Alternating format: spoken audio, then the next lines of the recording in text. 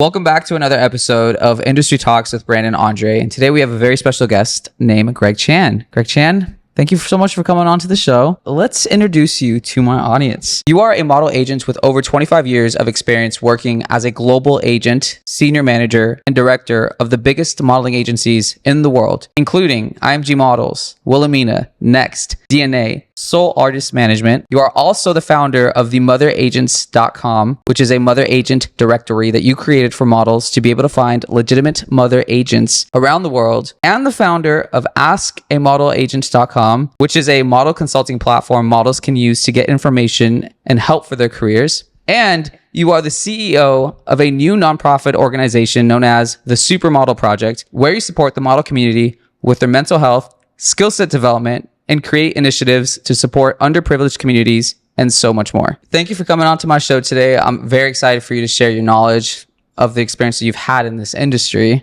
Thanks, Brandon. Thanks for having me. Of course. So I wanted to start asking, like, your early career beginnings. How did you become a model agent, and what led you to this point? Okay, well, I mean, as a kid, I honestly didn't know what I wanted to do, but I knew that I didn't want to do what everyone else did. And I didn't know what that was, but I knew that there had to be something out there that I didn't know about. And so it found me. One night I went to a concert and I met a girl, and she, well, you know what? I liked the girl, and, you know, she didn't like me, but she wanted me to introduce me to her brother. And I was like, I don't want to meet your brother. And it turns out that her brother was a top model agent. And after meeting me, he told me he was going to teach me how to scout for girls. And so I had no idea what that meant, but I thought, fuck yeah, let's do it. And so he trained me how to scout for girls, to look for girls, what to look for. And that kind of became the catalyst of everything that happened from then to today. You know, I started scouting girls in California, Northern California, where I'm from. And when I graduated from school, I decided to become an agent. To my dismay, as enthusiastic as I was and as hardworking I was, no one would hire me. I couldn't believe it because I felt like I had so much to offer. In fact, they not only wouldn't hire me, it's like they were ridiculing me just to say that I didn't know what I was doing, that I had no eye. What year are we talking? This was like in the late 90s. So it was really frustrating for me. One day I decided to pack up my bags and go to New York. And I thought, well, like, if no one's going to hire me in California, maybe I'll go to New York. And so I went to New York and I called a bunch of people, and I said people that I had been sending girls to, so they knew me from the models I had been sending. And I said, would you interview me? And so I interviewed with a bunch of people. I ended up getting an offer from a tiny agency that had just opened called DNA Models. And DNA was the smallest out of all the agencies that I had interviewed. But you could feel this fucking ambition in the air. You could taste it. You could feel like how much people wanted it, and how much people wanted to make it change, make a difference. And I loved it. So I took that job, and it was the most incredible moment in my life to be able to help build an agency, to understand the pedigree of it, and just, you know, be able to take like pure raw vision and actually manifest it. That was gnarly. So I was there at DNA for 5 or 6 years. This is in the late 90s. And before I eventually went to Wilhelmina. And DNA was incredible because what we did was we created and we launched so many fucking kids, you know, and it was just like, God, how do you explain it? It was just like a meteor, you know. But what I wasn't doing, because I was a kid and I was still learning, was I was launching so many kids, I wasn't managing them.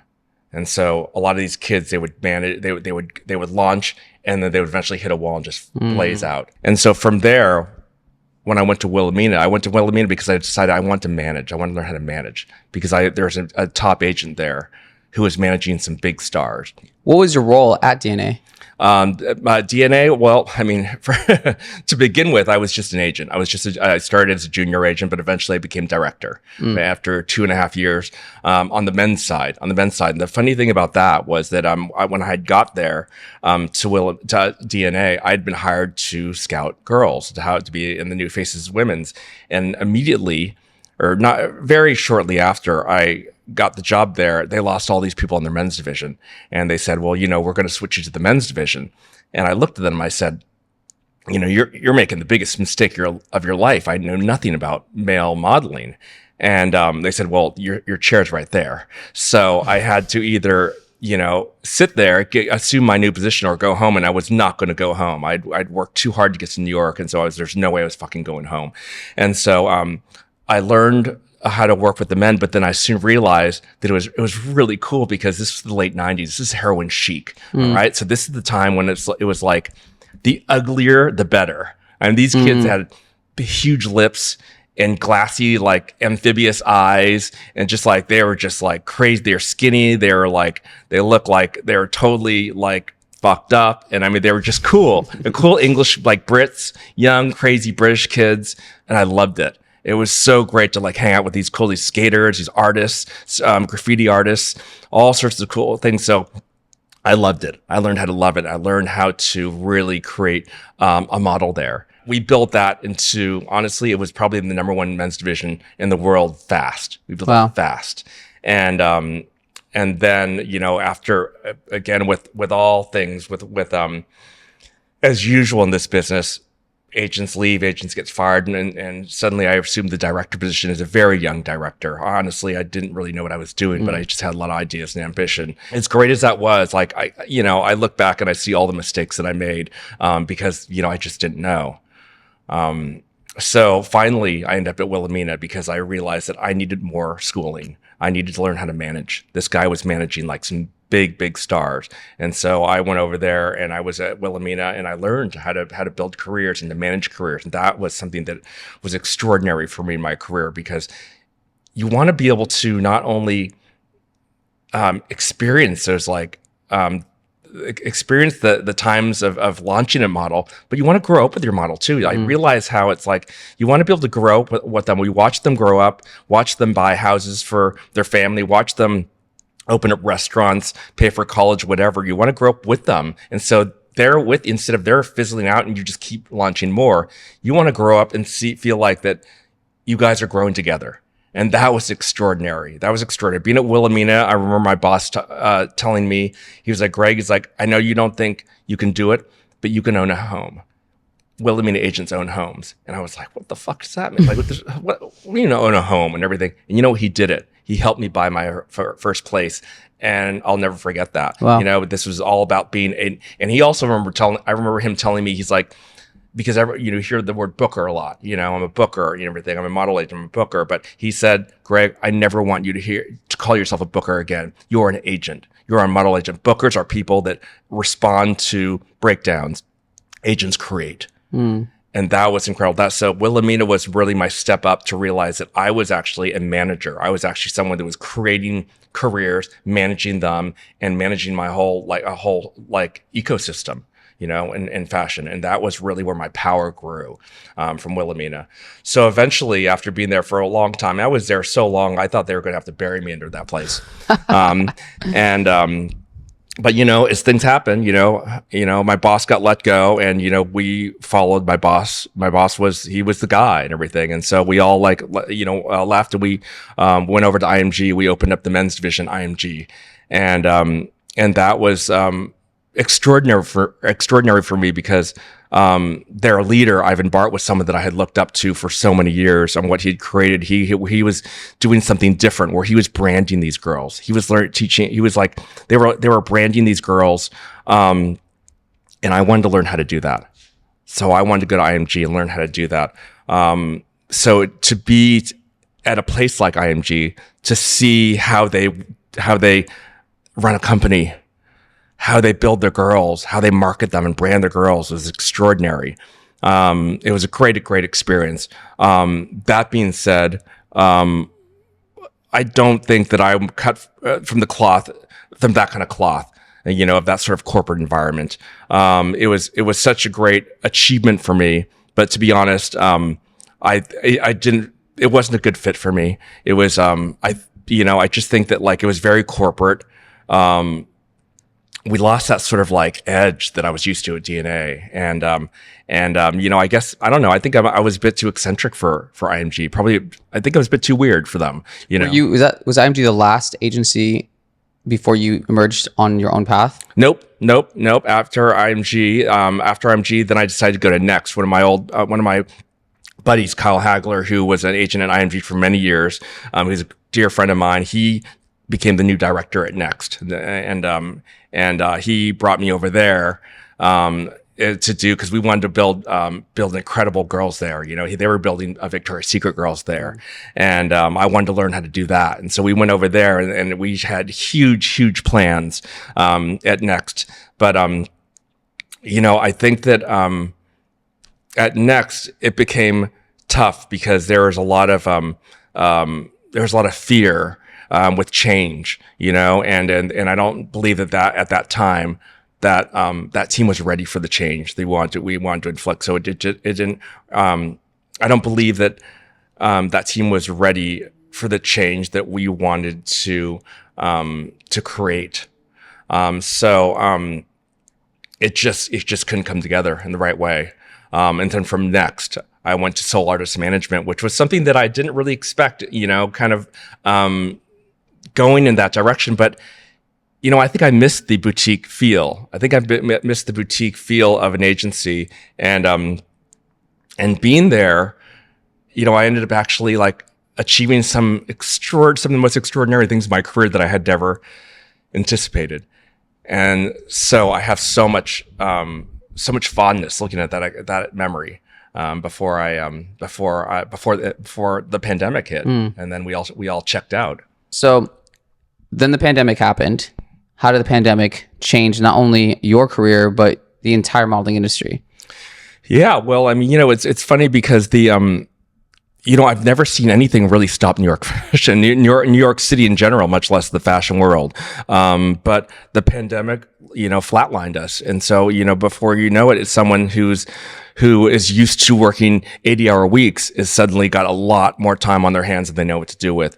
And during the pandemic, it was difficult. I'm not going to lie. I was one of those many people talked about in news articles that kind of like, had a crash. And I suffered a big personal loss during the pandemic. And with that loss, it caused my whole paradigm to crash. And when that happened, coming back, sort of like trying to figure out how Greg Chan sort of re-enters the stratosphere when there's no work to do. There's no way for me to put my head down and just work and just occupy myself. And so I had all this time to sort of like process these horrible emotions.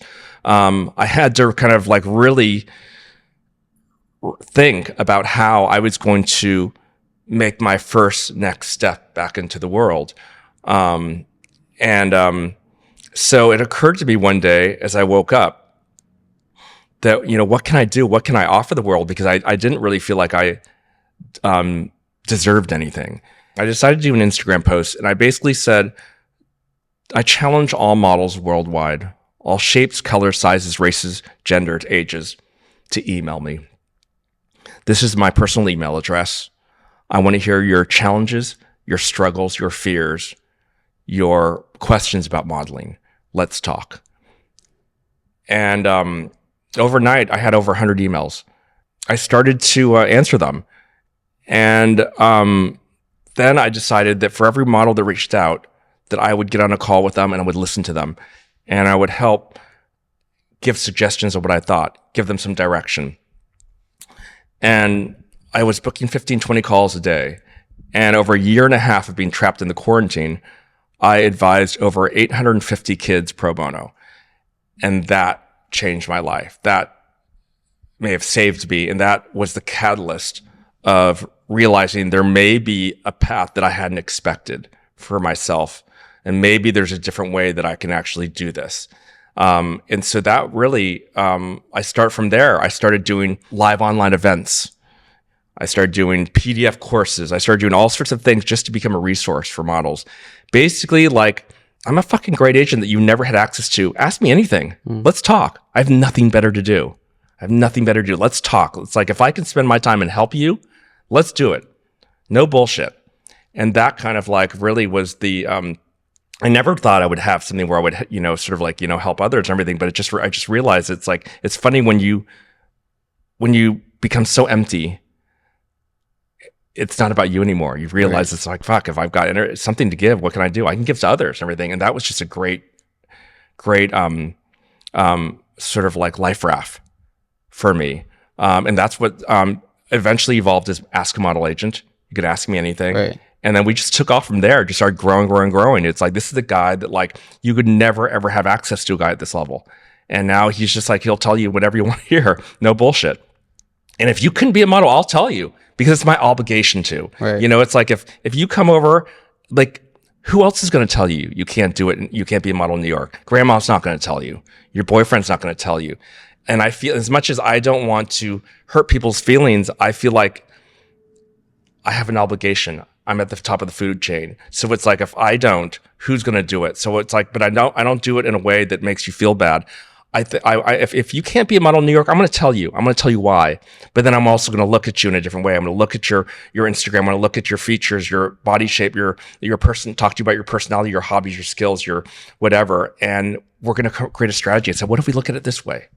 What if we change the lens here? What if we create a new opportunity? And that's just the art of war. That's actually just using your creating a weakness into strength. Right.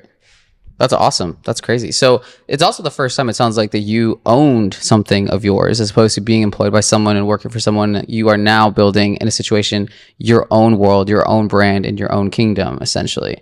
Now, how does that feel, being where you're at now? Like because in one aspect, it's also, I'm sure at a certain point you were doing pro bono, pandemic ended, so it turned into a business that you're offering services as well, right?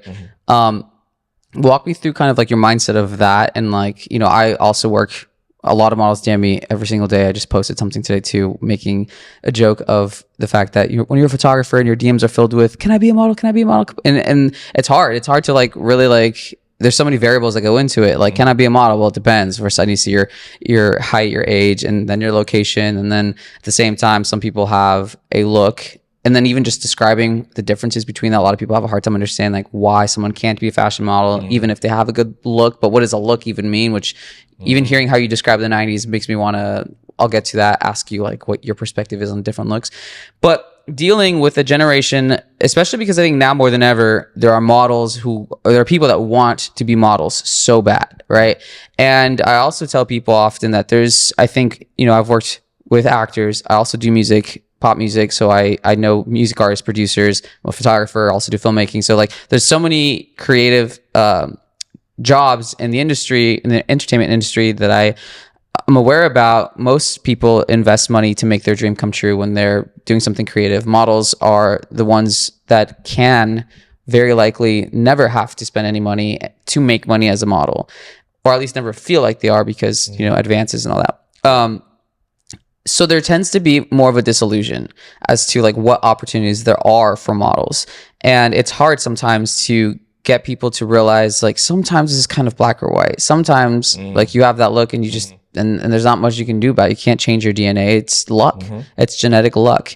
And then also monetizing and turning it into a business. It's also another, version of this, because it's hard. And I think you mentioned it in some of the things that I've read too, where it's like some people who want to be models really bad, they would like to invest, and then they fall into like what we call scams and schools that are really like completely unnecessary.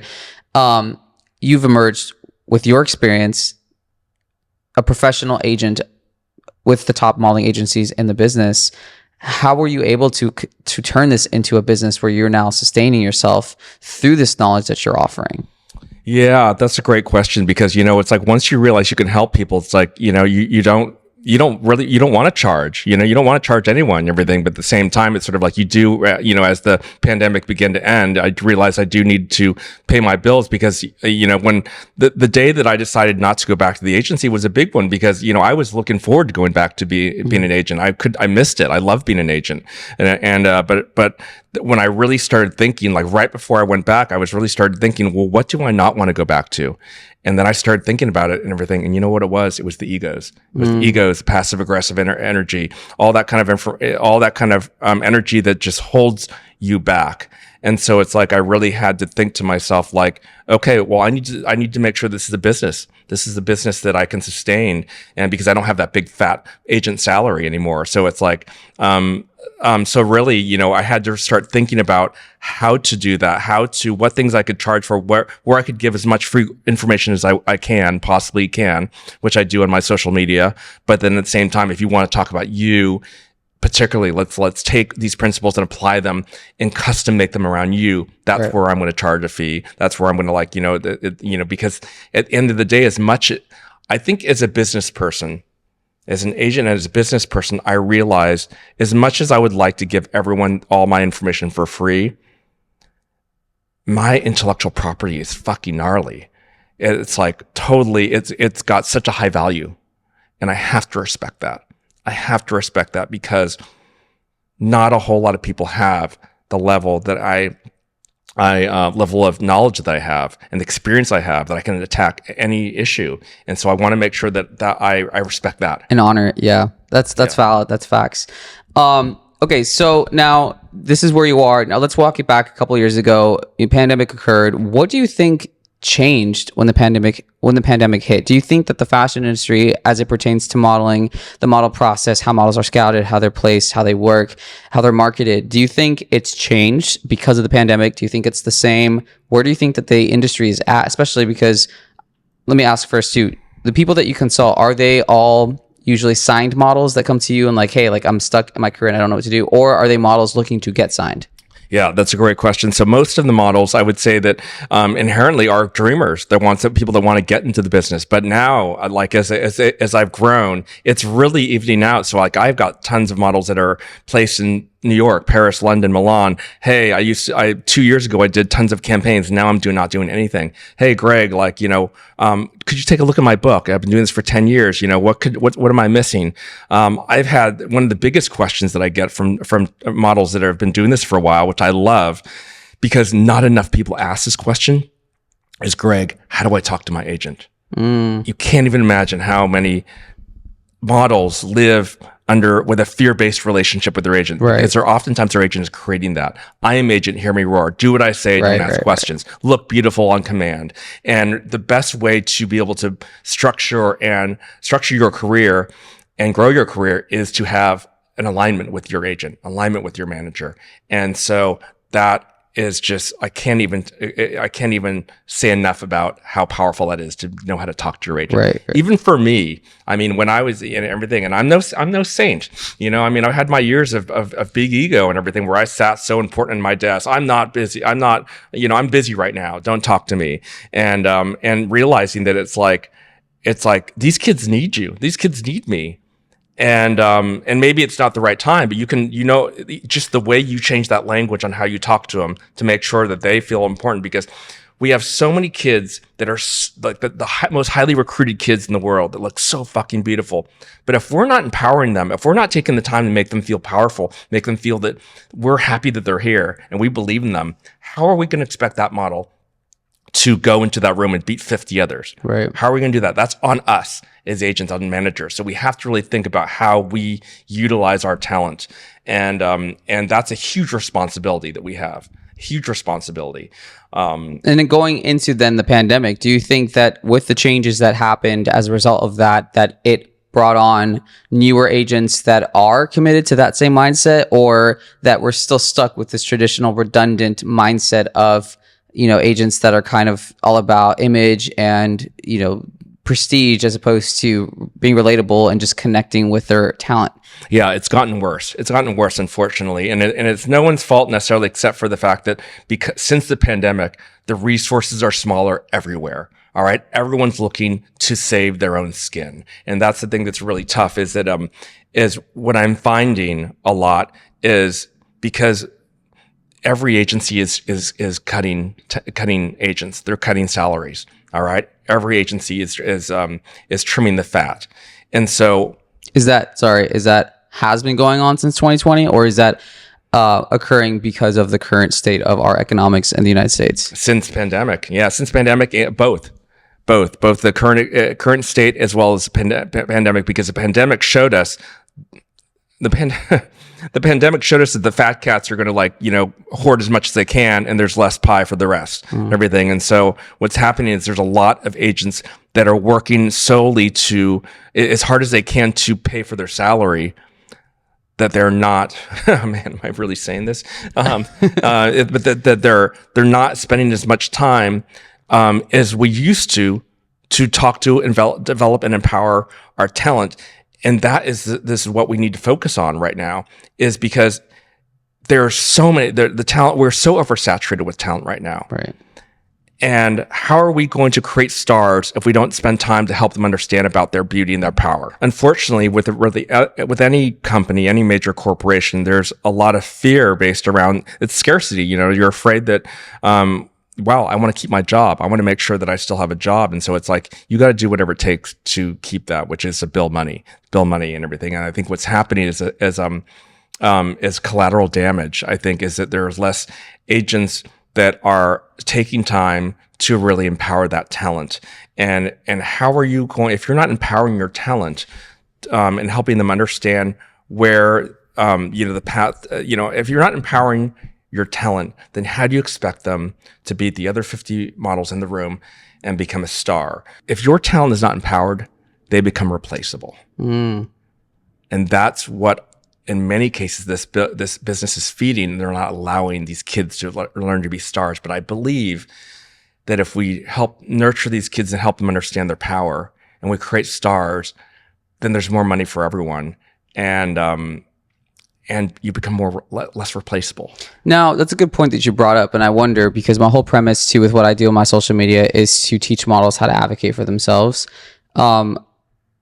Is it a good thing, though, that nowadays models can independently be empowered through other resources outside of their agents, so that when they do collaborate with their agents and they are working, they're already brought in, they're coming at it from a place of knowledge. Like, even if they're watching our podcast, for an example, they're getting this outside information from you, from me, filling their brains up with how they could brand themselves better, how they can grow their social media following, how they could build their books better, right? Like, a lot of what I do when I work with models is stuff that it's agenting, essentially. Like, I go through these people's portfolios and I look at what's working, what's not working, and I help, give them direction as to what they should be doing.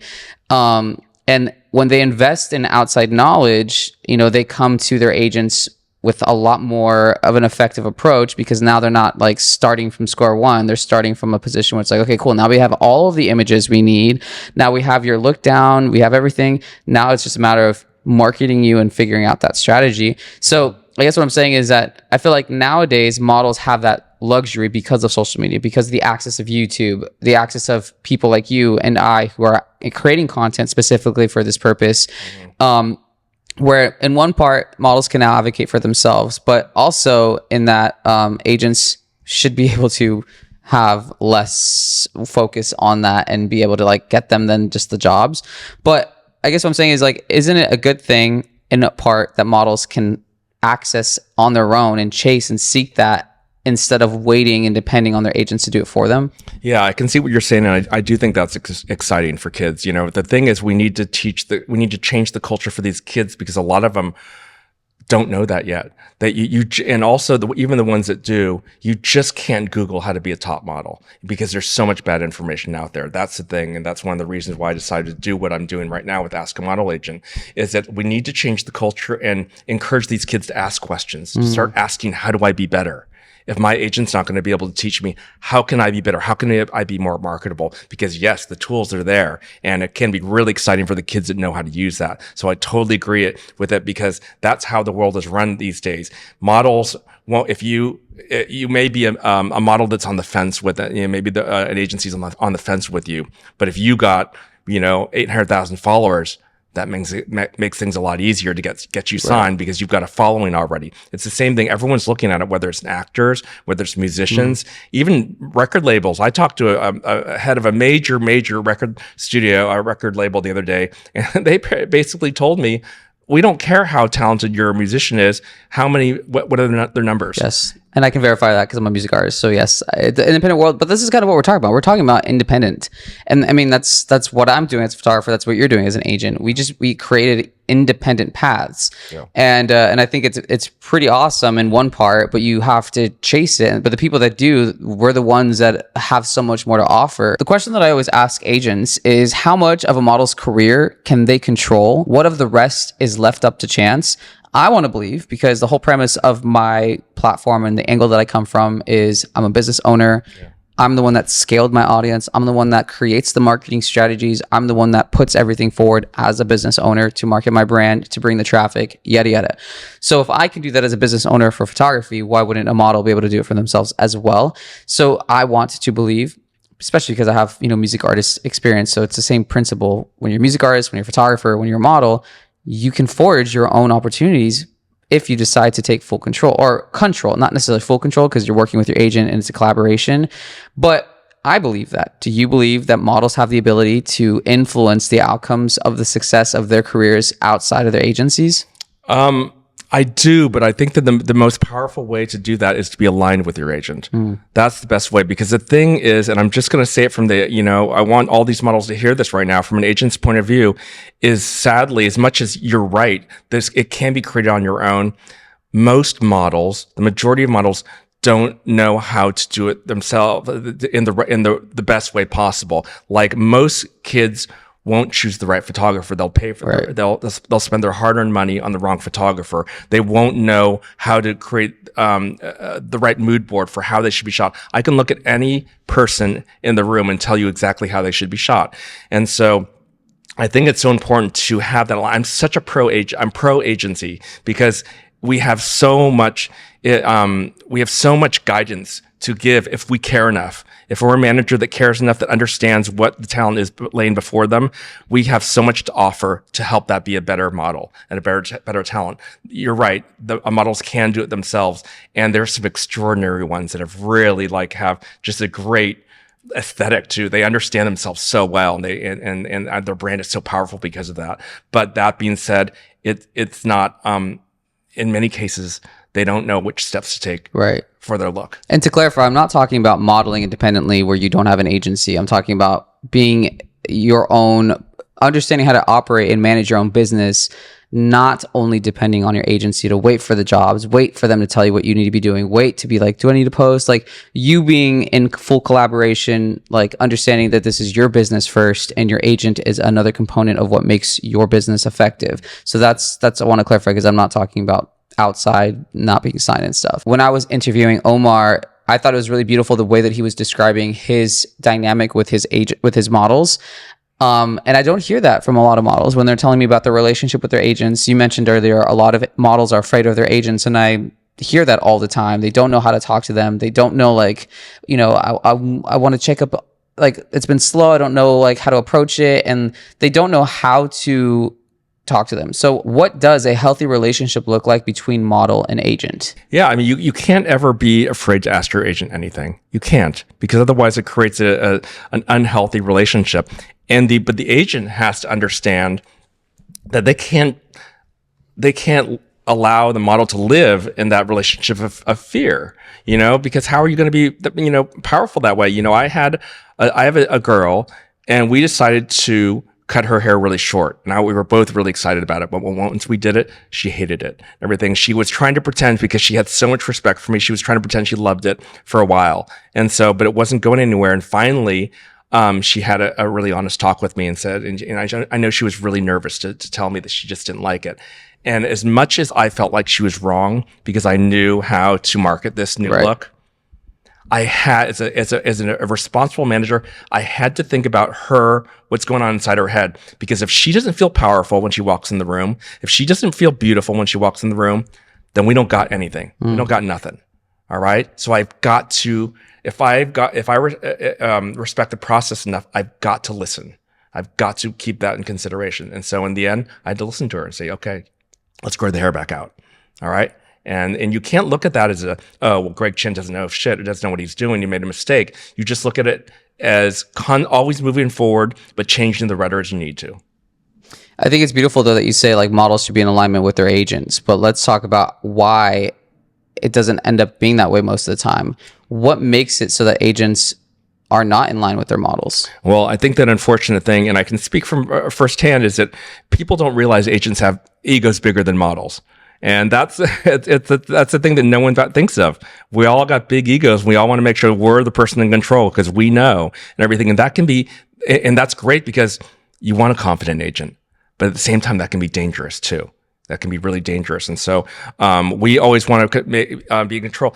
I'm a control freak. And you know what? Like that's hurt relationships in my life and everything. That's made me a great agent, everything. But that being said, you have to be able to understand how to, work with your talent to know how to get to this, because we both want the same goals. How do we get there together? And that's and the way I learned that was managing my top stars. One of the models that I manage right now at Chocolate, she is, she's a woman. She's not a girl and everything. She's done every fucking Gucci campaign and Balenciaga and Marc Jacobs and all these things. And for me to manage her properly, I have to understand not only her business acumen, but also her emotional acumen. And that's the best way I manage her by managing managing and understanding her emotional needs as well.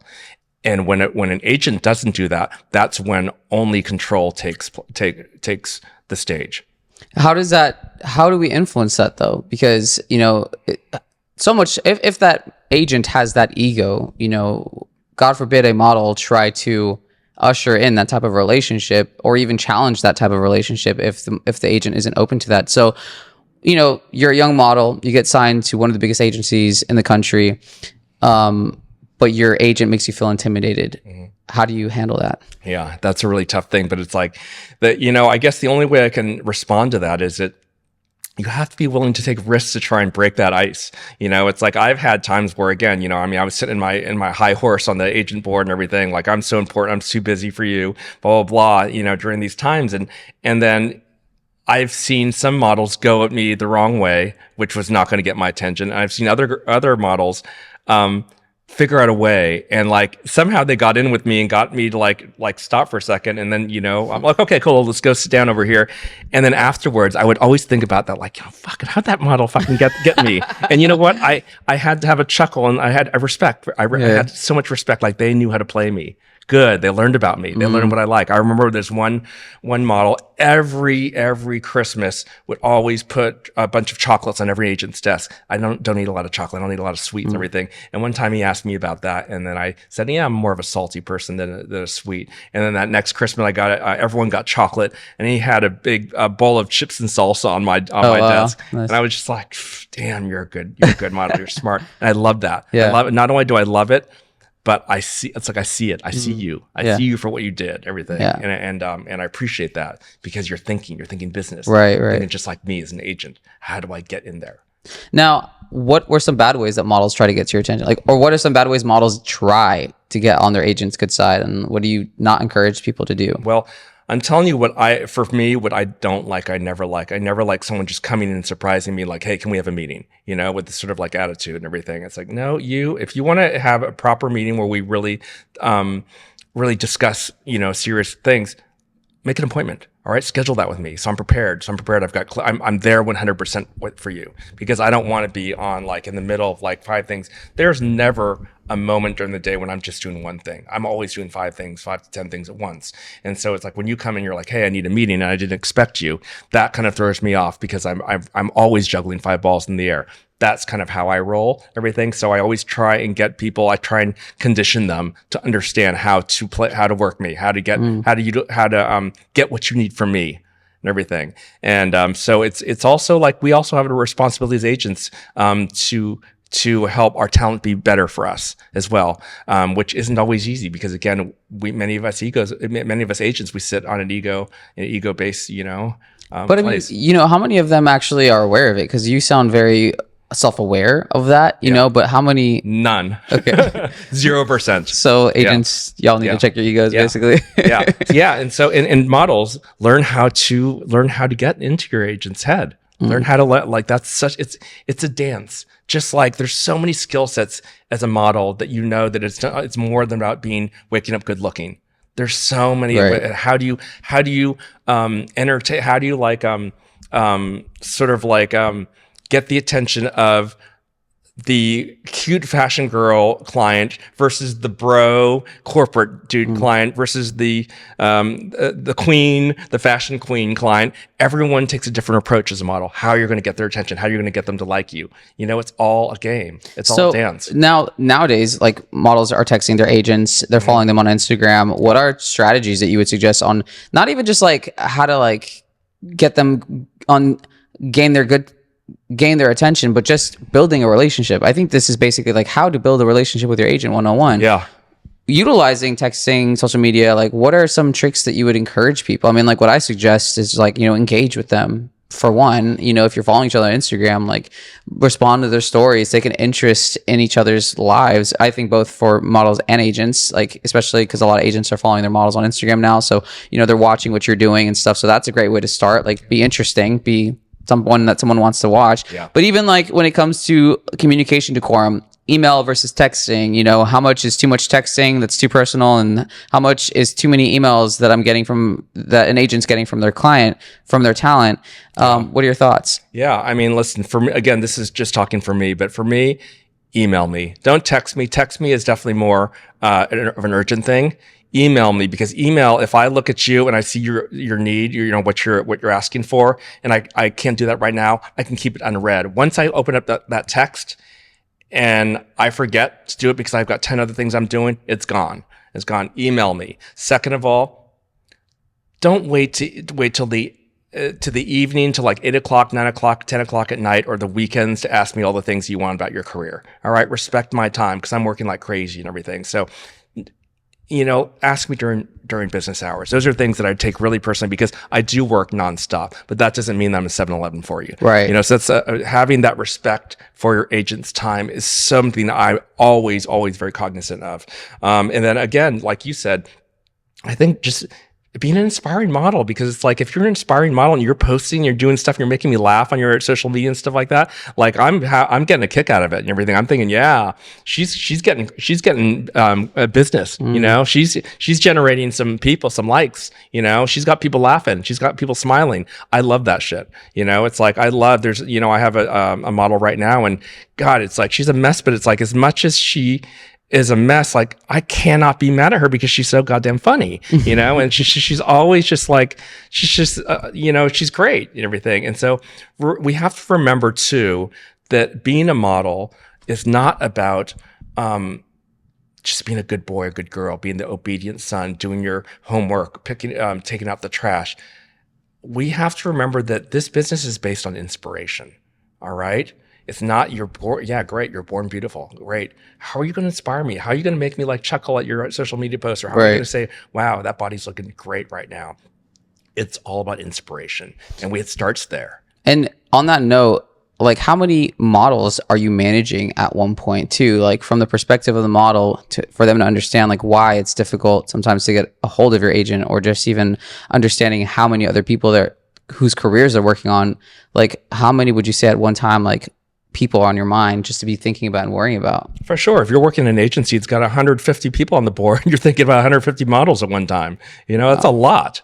Everything. So again, you know, you have to like take the time to get to know your agent as best you can. I tell models all the time, hey, if you can, make sure, first of all, let me tell you what a lot of models don't do.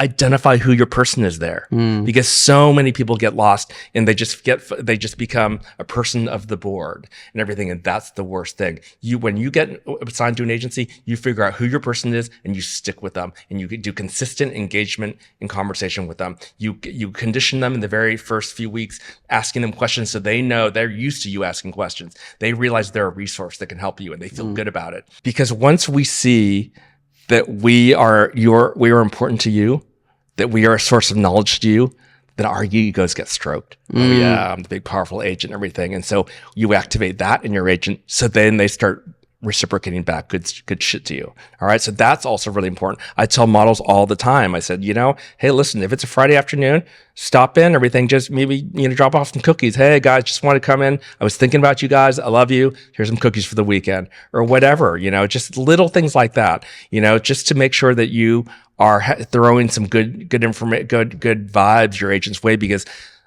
when all you do is send complaining vibes, that's when you get on the bad side of an agent. Right. Yeah, because I think the biggest struggle is models always like wondering, like, I think it could be sometimes kind of fake. It's like, oh, you're only here right now because you're not working and you want us to make you more money. Yeah. And that's why you're acting in a specific way, which what I think is kind of what I'm getting from what you're saying too, is like build that in the beginning, build a relationship from the beginning with your agent. Now, I think most models will be like, well, what if it's hard? Like, what if they're not like what if your agent is not reciprocating, or what if they're just not that way? They're not warm to you. Yeah. What would you say? Do you think that suggests that they're with the right agency, or that they should find someone else? Like, yeah, I mean, I always tell models, if things aren't going right, call a meeting and talk about these things. But sometimes, after 2 to 3, if it's not working, then maybe there's a sign that it isn't working. And again, I'm just going to say it out there. There's a lot of agents that are great fucking agents out there that actually don't know how to talk to people. And so unfortunately, that's kind of the business and everything. To get someone that actually that listens to you and understands how to communicate, it's actually a gift, so, and it's just the way that our sort of dysfunctional family, works in the modeling world. We all love each other, but sometimes we don't know how to talk to each other. Right. Does that mean that a model should then tolerate a relationship that's kind of non-existent if they're a good agent? Yeah, that's the thing. It's really tough. I mean, at the end of the day, you have to kind of make sure that you need to get something out of it as a model. You need to make sure you're getting something out of it. If it's not communication, maybe it's bookings. Maybe they don't know how to talk to you, but they're booking you, which is great. So it's really, I guess, kind of on an individual basis. But I do want to make sure that I encourage as much communication as possible with your agent. And I just think that like the worst thing a model can do is come into the agency with energy that says, why aren't you doing enough for me? Because then, my response is, well, what are you doing? What are you doing on your end? Are you just sitting in the model apartment eating Haagen-Dazs ice cream waiting for me to book you? Or are you actually working every day? Are you going out to network and events? Are you making, calling the stylist that was on your last job to see how they're doing? Are you, what are you doing as well? Because it's a partnership. So it's really important to think about all the things that we agents want models to be doing on their end. But that being said, going back to what you were saying, is that it can be difficult in this business, the way modeling is structured with agents. But that being said, if you can have that alignment, if you can, and if maybe that's not the right person on the board, maybe it's someone else on the board that you can begin to build an alliance with. To being able to identify that, which is a good people skill. And that's probably one of the skills that models don't even know that they need, is to be able to identify how to work people and who's going to be someone that you can gain their favor for you. Yeah. Now, you've launched so many models' careers, tons of top models. What would you say is consistently seen? What work ethic would you say is consistently seen in a top model's career and their attitude towards it versus those that just are models and they work here and there? Yeah, I mean, a top model is going to be a perfect storm of a variety of things, which is its face, it's your look, it's your height, it's your body size and shape and proportions, and it's mixed with your personality, your charisma, your ability to engage and inspire, your social media. It's a sort of perfect storm of everything. And so it's really, but ultimately the people that are really going to, that really are able to break through are the ones that are able to express themselves the best, because we fall in love with the people with vulnerability. We do, and everything. So it's we think, oh, it's all about power, and that's an extraordinary part of it. But it's also giving yourself to that piece of work. It's really being able to fall into that work, understand, being aligned with the photographer, with the stylist, with the artist, and being able to elevate your work. It's just like an actor. I mean, you've seen every one of us has seen a performance where it made us cry. It's think about how it feels to be in the presence of an experience like that, of a moment like that, whether it's watching a model on set turn it on, whether it's a model walk into a room. I've seen models walk in the room where it's like bang, and you have to understand, one, your power, and two, how to, I don't know, I guess it's hard to describe, but it's really like you don't belong to you anymore. You belong to the world. I see some models just that are so vulnerable on social media that are just like I fall apart. I love it. And so it's really, the common denominator, really, I think it's understanding of your power. It's an understanding of your power, and that like, you're not waiting for anyone's permission. You know you have permission, so you're going to serve it. And I think that is when you really realize that that model's got the room. Are there examples right now that you could point people to like witness what that looks like in the industry? Yeah, I mean, let me think about. There's a model named John Cortajarena. He goes by John K, and he's a Spanish model. And he had this like really, really long hair, and it was so extreme. When you look at his face, it's so extreme. It's so overly like over the top, like I don't know, kind of 80s uber sexy Latino guy and everything. And he had this really long kind of macho hair and everything, this and that. And we, it was so extreme that it made a statement, but it was too extreme. So we cut the hair, and then suddenly there was this movie star face that was behind it. And then when Tom Ford first launched his Tom Ford brand, he had left YSL and he was out for a while, and then he finally launched his Tom Ford brand. And I told him, I said, Tom, and he had been out for a while, so no one was like, oh, what's Tom doing right now? And I said, Tom, you can have any model you want, any model of mine. I had all the best stars all the best stars in the world. And I'll just give you whoever you want for whatever, it doesn't matter. I just want to support you and everything. And he chose John. And when John was able to see how Tom saw him for the movie star he was, John became that. I mean, he was able to embody that energy. It's like, and he really like, it's like he activated. Tom just showed him the path and everything. And then Tom booked him for A Single Man, his first feature film. And then John's had a huge movie career ever since. I mean, every time he walks in the room, people's jaws, they've got to sweep the jaws off the ground. And he understands not only how to be a model in front of a camera, how to turn it on, but he understands how to walk into a room and how to encapsulate everyone's energy in that room. And it's only something that comes with understanding your power and how you can have an effect on your surroundings. He's an extraordinary case in watching what he's become. Which is like a highly intellectual thing that someone needs to actually adapt. Absolutely. Self-awareness. Absolutely. Which is interesting because I think the common understanding of models is that they're not necessarily like super bright. They just kind of like go into it because of like, I don't have to work. I just have to be pretty and take pictures. Yeah. Awesome. So that's something that's important for, I think, my audience to understand. It's like, you can't rely just on your looks going about this. There's so much more that goes into this: psychology, being able to analyze, being able to reflect within yourself, to pull out things from within yourself. That is very, very important. So let's go back now to talk about your experiences when you were working at top modeling agencies like IMG, Wilhelmina, Next, and all of these agencies. What would you advise someone who sees like IMG as like they're the best agency in the world and that's who I want to be signed with, because they see a lot of top models, celebrities signed with them? Is there a tier of agencies, one's better than the other, one has more opportunities than the other, or what would you say to that? Yeah, well, I mean, the thing that I would say to that, and I've said it for years, honestly, it's like, and I truly believe this, it's not about the agency, it's about the agent. I've always said that and everything. I don't care how big your agency name is. If you don't got someone in your corner that really fucking believes in you and has a vision for you, then you're shit out of luck. Because I think IMG is a great agency, but I've also seen so many thousands of girls in there that it's like some girls never make it to the wall because they're just stacked in the cupboards in the back and everything. And so it's like you want to make sure that someone's got a plan for you. That's the most important thing. How does someone has a bunch of offers from agencies decide between the two?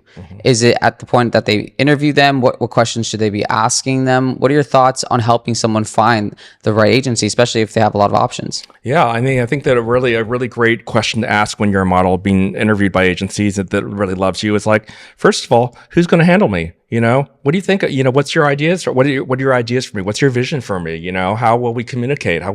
These are things that models never ask. Everything. And so you ultimately want to know, pick the person that you connect the most with, because remember, you can't be afraid to ask them anything. You should never be afraid to ask your agent anything. So you want to make sure that you know who's going to be your person. So when you're there together and the shit's going down, that you got someone in your corner. I think those are really important things to ask, is be like, cool, you know, it's like, what's my timeline? What do I need to work on? How can I be better? Things like that are always important to be able to establish how that relationship's going to go with whatever agency you are. Because, you know, I've had as an agent interviewing some of these top people, you know, like maybe a kid comes in, I know every agency wants her and everything. And so, you know, sometimes I'll flip it on them. What are you looking for in an agency? Are you looking for an agency that's got the biggest name?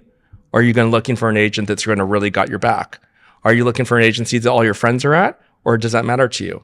You know, things like that. You know, I want to help models understand themselves what they want in an agency to see if we're a fit. Because if our goals aren't aligned, then we're not going to work well together no matter how good I am. You know, so I think those are all, you know, in the end, it's like, but in the end, I think you have to trust your vibes.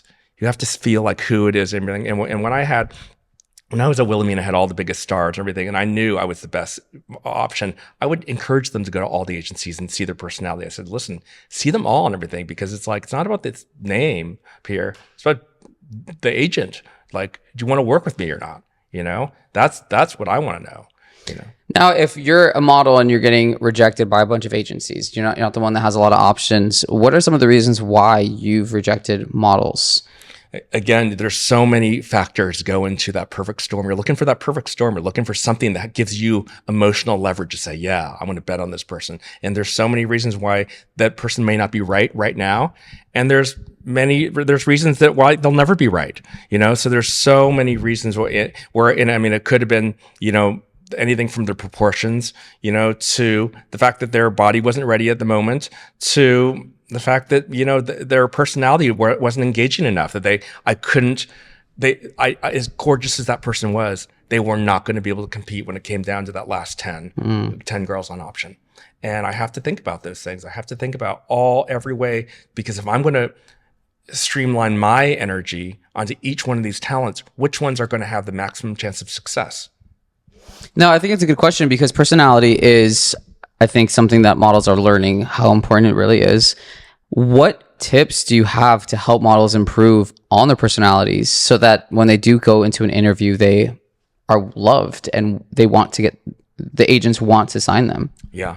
Well, first of all, for kids to work on their personalities, they have to want it. They have to be willing to observe. And I tell people, everywhere you go, from show castings to on sets, whatever, be watching everyone's game and everything, and say, well, hey, like, figure out which game is working, who's got game, who doesn't have game, which the people that have games, how can you like kind of maybe take some of these little like tips to add to your game, everything. It's really like kind of figuring that out and everything. Getting to know them, getting to know what makes them smile, what makes them want to scream out loud. You know, it's like really asking those questions, getting good wingmen. If you want to be a model, there's no room for a beautiful kid that has nothing to say. There's no room. You've got to figure that out. And so part of it is just pushing them in the pool, getting them mingling with other models, getting to go to castings and be on set to watch people's game, to begin to bring some of that game to their game. You know, it's like getting them to really, sort of like find out what they love, what makes them like smile, what makes them laugh, what makes them want to scream at the moon, everything. It's really sort of like it takes time. That's called development. That's what we do and everything. But making sure that they know that there's no room if you don't have a personality because it's just too competitive. Right. There's just too much. But I think a lot of it is comes down to giving kids permission to be, because I tell kids, I said, once we've chosen you.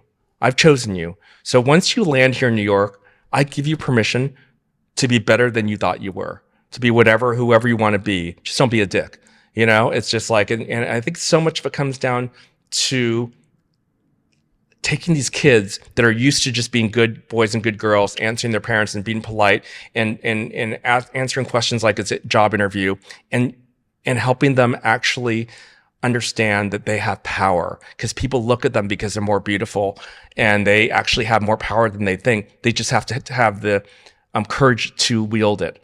It's like one of the greatest things that I did in modeling, and really in my career, was I discovered the first trans male model in high fashion. And for years, it was never even a conversation. There was always male to female, and no one ever had the conversation of having that. And then when I had a client looking for a boy that no one had ever heard of, and I thought about this kid and everything, and I was just like, no one had ever had that conversation. I remember having that conversation with the client that, like, it's not really a boy, but it's like it is, and everything. And it was like I didn't even know how to use the right terminology at the time because I believed in the concept. This kid not only became a star, but opened the gateway for so many other trans males, incredible trans males. But I had to also, once I gave that kid the opportunity, I had to help him understand how to walk through that door. That you are powerful. You are powerful, and the world needs you to show us who you are. And that made all the difference for him to realize he was accepted. He was accepted. The world was welcoming him. And so that's a huge part of this business as an agent, is giving kids permission on how to access their power. I managed Billie Eilish when she was 14. And my God, you should saw the power she had at age 14. It was just the stare was insane. So it's like really being able to let people fly. Say, listen, your wings are already grown. So personality being a big factor when agencies decide if they want to take someone on, and models, when they do get a bunch of options, are agencies really ever like competing to sign someone, or what do you think? 100%. 100%. Oh, really? Yeah. I mean, absolutely. It's like, if there's a model that we know everyone wants, I'm going to get that model. I'm telling you, I remember the golden years where I just knew that there was no model that I was not going to get if I wanted them, and absolutely gets super competitive, And again, there's a lot of competition between agents, So how does a model leverage that? In what way? Like, if you're a music artist and you have all these labels that are wanting to sign you, you could leverage that by like asking, hey, like I want more from this label versus this one. Yeah, that's a good question. I don't think I've seen that, honestly. I think there's ways I guess, I don't know. I guess you could say, give me a signing bonus or something like that, an advance signing bonus, but I don't know. I've never really seen that. I just think that like if I was the model in that situation, right? Let's say like 5 agencies want me. I would say, okay, well, the agency who's willing to give me a signing bonus, I'll go with. Yeah, again, who believes in me the most? The one that's gonna. If I was in that situation and you're the agency and you're the agent and I tell you that, what would you say? Yeah, there's 2 ways that I would respond. I could respond to that. One is like, okay, shit, everything. I really want this model. Let's talk. Or 2 is like, go fuck yourself. Because it's like I've never done that before, and I just don't think that I would do it because like I think if you want to be with me, like that's my gift to you and everything. But that being said, is I think that a model has every right to be able to say that. I just don't know how agents would take it, because remember, we agents have big egos too. Right. And so unless that's a normal thing, I don't know how much would happen. If you could also say, I'm not going to join unless Greg Chan's my agent. That could be something that I've seen before. I've had managers that brought models say, listen, if my girl signs with you, who's going to be her managers? I've had that many times. That's cool. I like that, because at least you can vet people beforehand to make sure that the people who are working on you are like the ones that you vibe with the most. Yeah. Okay, so let's talk about the process of building a top model, or at least a working model. A model gets signed. You scout a model, or a model submits, and They come in for a meeting. You find out you like them. You sign. You hand them the contract. They sign. What are the next steps, and what can someone expect throughout the next 2 years? Sure. So once you're signed, the first thing we do is we actually look at you and see what needs adjustments. Maybe that's hair, maybe it's skin, maybe that's measurements, whatever. It's like thinking about, okay, now we have to build that model. We have to build the product. All right. Second thing is we start testing the product. Okay. We get you in front of the camera and everything. We start getting you, see how photogenic you are. What do you need tips on? What do you need to be able to move better? Do you need work with your movement or whatever? And then, but really it's a kind of a short-lived, incubation stage with modeling, because we really just throw you out there pretty damn quick. So really, as you begin to work, and then it takes you to the next step. It's sort of like, it's really like push. It's not a whole long process. There are a lot of models that are in development mode. They're stuck on their new faces divisions, and that's kind of where they're at for like couple of years. So why does that happen, and how do they fast track that to get into the main board, and what's the difference between new faces and a main board?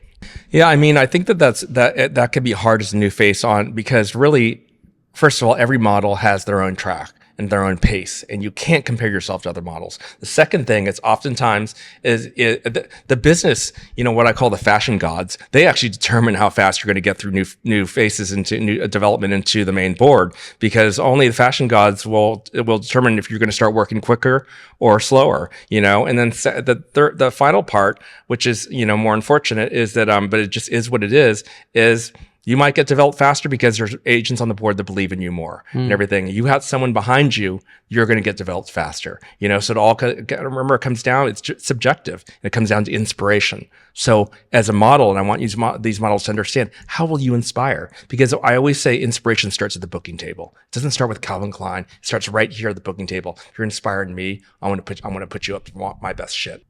In different phases of a model's career, there's the beginning stages. They get signed, they get tested, they're developing, they're getting sent out. That's phase one.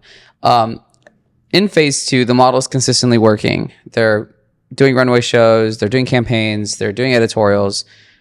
What usually happens that leads models kind of no longer working as much or dry, like the dry season? What causes this dry season? That's probably the hardest thing a model can go through, is a dry season, and it's just going to happen, and you just can't stop it. Eventually the clients will move on to new talent, and maybe that's overexposure. Maybe you've just done too many things out there. Maybe they're just ready to just switch over to a new talent, and you can't control that. A great agent, a really great agent, especially in the money world, understands, they see when a client, maybe it's a catalog client like a LLB or something like that, is starting to use this model less, and they start prepping the transition to another. They start prepping and exciting another client to pass that model over to the new client and get a whole new cycle going. So that's what great agents do, but it's not easy. So it can be tough when you hit a dry spell, because there's not a whole lot you can do but wait it out. And sometimes that's a few months, sometimes it's a couple years, so it's really the best thing you can do during a dry season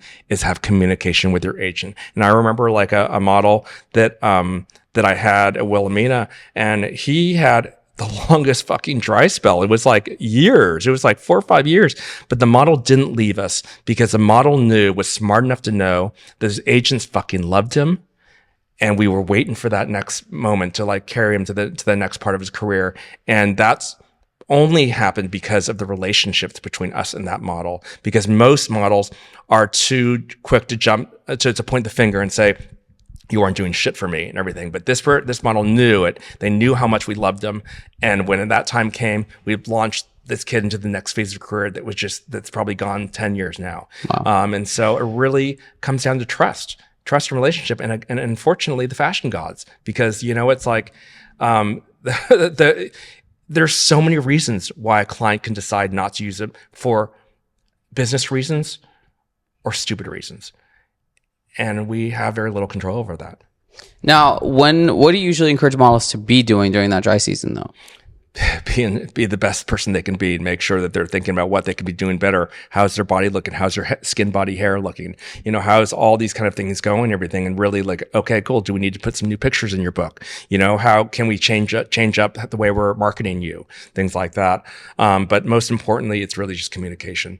Oftentimes you just have to be ready at a moment's notice. Unfortunately, in fashion, this fashion world, the fashion gods expect you to be, whether you're working or not, expect you to be beautiful 24/7.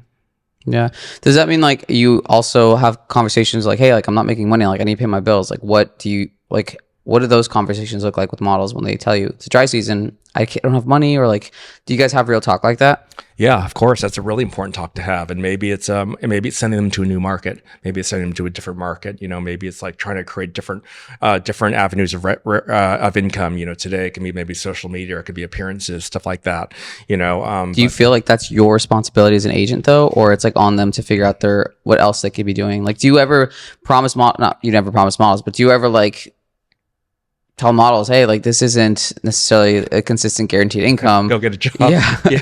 No, I mean, it's a reality sometimes, everything. But at the same time, again, it's all, I do think about that alignment. So even though it might not be my responsibility, absolutely I'll pick up that slack on that responsibility. Let's create together. Let's create ideas together. Everything. That's my management to you, everything. Mm-hmm. But yeah, of course, there's other times where you're like, yeah, why don't you get a fucking job?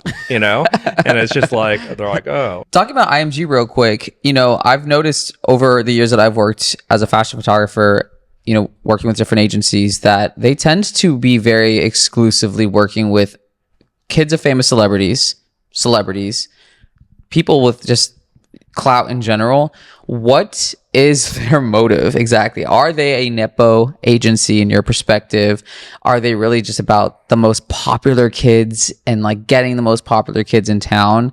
What's your inside scoop on IMG Models? Today's podcast is brought to you by me, Brandon Andre. If you're a model who wants to become a working model, then you need to enroll in my Model Masterclass today. In my online class, I teach models how to make more money by showing them how to manage their careers as a business. From getting signed, to building a portfolio that gets you jobs, to building an audience on TikTok and Instagram, then monetizing it, to learning how to win the favor from your agents and casting directors, to learning how to brand yourself on social media, and how to lure in brands and brand deals to increase your income as a model. Getting signed doesn't mean you'll get work, but learning how to run a business does. So enroll in my Model Masterclass now by going to my website at brandonandrephoto.com. IMG is a very smart agency, and so they're capitalizing on that, which is it's great business for them. It really is great business for them, and they're really using that formula, which is again, we've talked about it. It's everywhere. It's like find the people that people want to know more about and everything. That being said, it's like my personal opinion on it is that I'm looking for interesting people. All right. So if you're going to be like a Nepo baby and then you're not interesting, I have nothing to say to you. It's like, I'd rather the way I want to manage people is people that actually have something to say, that is going to be something that can help us, think about how we're doing it differently. So I just don't fall for, potentially easy income just because of your son or daughter of so-and-so. I want people that are going to interest me and interest the people, and I think that's more of the type of talent that I'm drawn to. Yeah, I remember a couple of years ago. What year were you at IMG? 2012. Yeah, that was 1 year. 2012, because of the great 2012. Yeah. For how long? 4 years. Okay, so it's from 2012 to 2016. Yeah. Okay, I'm trying to think. Oh, you probably were. Okay, so and you were in New York. Did you know who Cameron Dallas is? Yeah. Okay, what was the story behind that? Because actually, which was funny, is that I had, he was a part of this like social media Vine situation. And during that time frame, I had wanted him, because he would be using photographers to create content. There was a whole thing of like tagging, and it was like the beginning of the influencer era and stuff. But I had told him, like, you need to, if you want to become a mainstream personality, you need to have an affiliation with fashion, which means you can no longer be doing these shoots that we're doing where you just wanted to wear like basic kid clothes. Like, I have a stylist, I have a team. Let's create fashion content so that you can actually pull fashion people to take you seriously, and then like utilize your platform to essentially build your brand. Yeah. And we actually got like in a little tiff about that. And he's like, I'm going to be at the cover of Vogue one day and blah, blah, blah. I'm like, not with this personality and attitude and all this stuff. But he then eventually, after we did that, because I think we talked about it after a certain point. Oh no, this was before our shoot that we did. Told me that he ended up contacting IMG, presenting himself, and then you guys signed him at that point. But what I respect about what ended up happening is he kind of created the first like social media model where he's like, I think 5'9", but then he got campaigns with Dolce & Gabbana, started walking for certain probably like gimmicky shows and stuff, but he did modeling and he did it at a high level, legitimate modeling. Yeah, and so I do give him credit actually for being the first like social media model, where he wasn't famous for being someone's kid. He was purely famous just for having social media following. You were around when he was. What was the decision making behind that? Because I even told him, I was like, the advice that I told him was like, you need to take advantage of the industry or not take advantage of it, but you need to like glean from it, because they're gleaning from you because of the following and audience that you have. And that's something that a lot of people don't realize, is that I feel like the fashion industry, it's cool and it's fun and it's dope, but they also like really do take advantage of people in terms of like, they're popular, let's sign them and let's like milk them for all they're worth while they're popular. Yeah. And then they kind of discard you once you fall off and you're no longer relevant. So I tell people during that prime time when they're like hyping you up and they're like, oh yeah, they're your BFFs, make sure you're building something so that you can take with you after your time is over. But going into that time, that era, because it also, that era was really, emblematic of what has caused an entire generation of people to want to become models, because they see someone like Cameron, who was 5'9", had millions of followers, and now everyone thinks that they can be a model and stuff. So what was going on behind this decision process of signing someone like him? How has it changed agencies? Because now a lot of agencies have these influencer divisions where they're signing talent that are not necessarily your traditional models. Like another kid, Vinny Hacker, who's I think like 5'11", has a bunch of tattoos and stuff, got signed I think 2 years ago. Let's talk about that. I mean, yeah, you're right. That was really a monumental time. I didn't actually even realize it at the moment, but it was. I remember we were having conversations more about audiences. It was the beginning of when we were starting to talk as agents about like people's audience and how that could have an effect. It's interesting because like looking back, I mean, a guy like Cameron Dallas really wasn't my cup of tea. It was really, I was very much a snooty high fashion guy that kind of just didn't want people to sort of like cheat their way into it if they weren't really like, a proper model. That was sort of like the type of agent I was and everything. But there was an interesting conversations we were having about the audiences and how it could really change everything. And you know what? It was a really kind of exciting experiment, because it's like where there was this kid who was like, famous. Was it YouTube? I can't even remember like what he was. Vine, YouTube, and Instagram. Yeah, and it was like, it was really crazy because it was someone that wasn't necessarily really exciting for me. It was very kind of a commercial looking face person. I was definitely more of a high fashion guy, but had this extraordinary following, and so it's like, and I'll never forget the moment when we brought him to Milan for Calvin Klein, and I've been to Milan 34 times, for fashion weeks, and I've seen the best shows out there. And I remember this particular show with Cameron Dallas at Calvin Klein, and I've never seen a crowd of screaming girls in Milan during Milan Fashion Week as I did that day. And I mean, I couldn't believe how packed that street was and how loud the girls were screaming. And they were screaming Cameron, and it totally shook me to the core, because it kind of like disrupted what I had really ever experienced in that kind of show and everything. But this was a mob, and I was like, wow, this is really happening. So for me, it was one of the first times I'd seen kind of like this sort of American sort of personality. Like, I guess we really started understanding how the international scene is so they devour our media stars, our famous kids and everything. it was insane. And that, I think, shook Calvin Klein that day too, where they really realized, holy shit, what is possible? So I think you're right. I think it was very much a setting for everything to come, what's happening today. Yeah, especially because now there are more unconventional talents that are signed with big fashion agencies and they collab with fashion brands and fashion labels. I think now it's a little bit more, I don't even know, because it's not, I mean, I don't ever see anything like a Cameron Dallas existing in the same way that it used to during that time. So that's why I do give him that credit, as much as he was an interesting person to deal with a lot of the time. But I do give him that credit of being the first person to create what became the social media model influencer. But now you see a lot of these TikTok stars that that agencies are signing in. Well, they're all the front row of every show. They've replaced the editors, which is insane. It's insane. It just goes to show that, because I'm a proud defender of my very snobbish fashion community. Right. And now when you've replaced these legendary editors with TikTok stars, I'm not down with that, honestly, and everything, but it all comes down to money and numbers. Yeah. And that's how we run this business now. So you have to respect that. And that's why I tell models nowadays, because, in the model masterclass that I have, there's a huge portion on social media marketing. And I'm teaching models, you need to own your audience. You become the most valuable the moment you have an audience that you own, because then the brands are going to be chasing you, which is why someone like Vinny Hacker is capable of being signed, where he's shorter than your typical model, has a bunch of tattoos, has an extraordinary look for sure, but if he didn't have the audience, would have never gotten signed. And a lot of these people who, if they didn't have their audience, would have never gotten signed. So, it's important that, number one, you have that personality, but you also have something to offer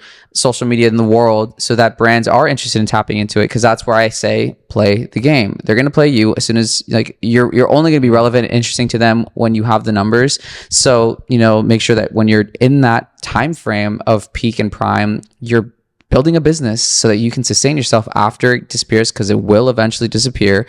Unless you own a brand, usually everybody kind of, especially in modeling, unless you're a supermodel, but you don't see supermodels nowadays. Who are the supermodels in your opinion nowadays?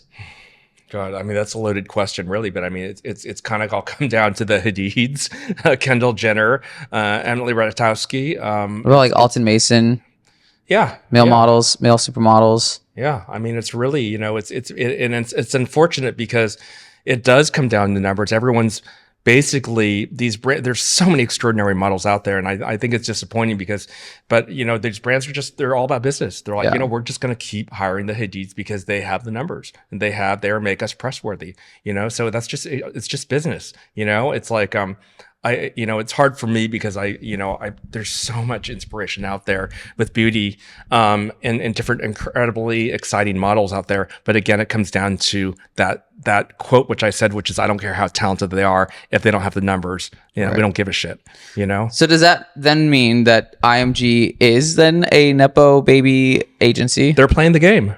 They understand their business, which is really good business.